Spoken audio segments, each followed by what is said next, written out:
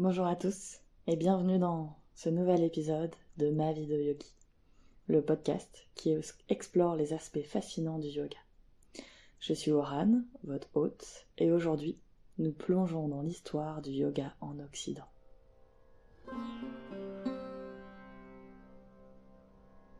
Le yoga est une ancienne pratique qui trouve ses origines en Inde et qui a conquis le cœur de nombreux occidentaux au fil des décennies.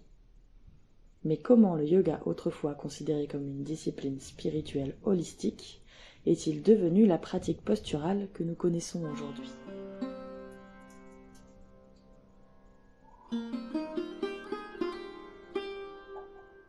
C'est à cette époque que des figures emblématiques telles que Yogananda, BKS Iyengar, Pattabhi Jois et Swami Shivananda ont commencé à introduire le yoga en Occident.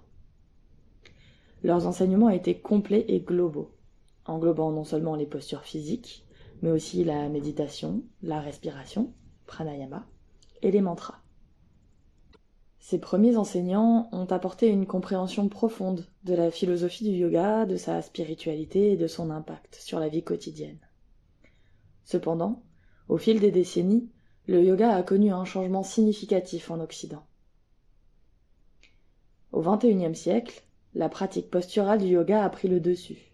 Les studios de yoga se sont multipliés dans nos villes, proposant des cours axés principalement sur les asanas ou postures.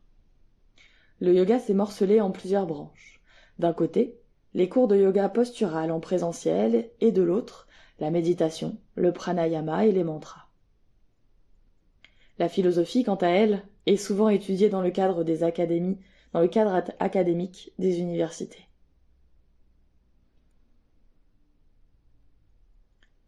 Mais alors que s'est-il passé pour que le yoga devienne une pratique principalement axée sur les postures physiques ? Plusieurs facteurs ont contribué à cette évolution. Tout d'abord, les Occidentaux étaient souvent attirés par les bienfaits physiques évidents du yoga tels que la flexibilité et la force.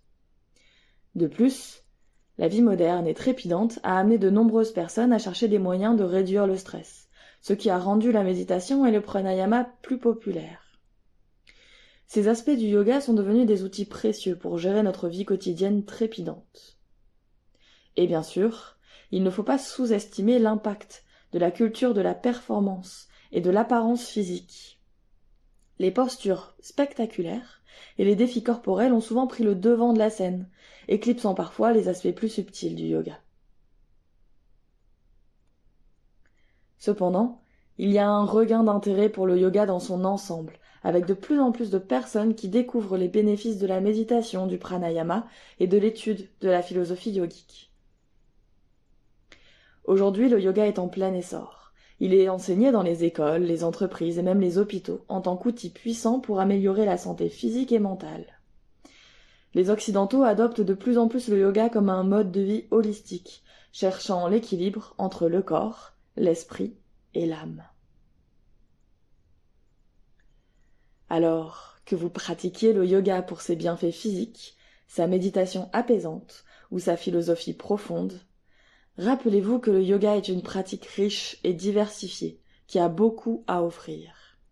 Il n'y a pas de mauvaise façon de faire du yoga, tant que cela vous aide à trouver votre propre équilibre. C'est tout pour cet épisode de Ma vie de yogi. Merci de m'avoir rejoint aujourd'hui pour explorer l'histoire du yoga en Occident. Si vous avez des questions ou des commentaires, n'hésitez pas à me contacter sur les réseaux sociaux ou par email. Et n'oubliez pas de vous abonner pour ne pas manquer notre prochain épisode. Prenez grand soin de vous et à bientôt. Namasté.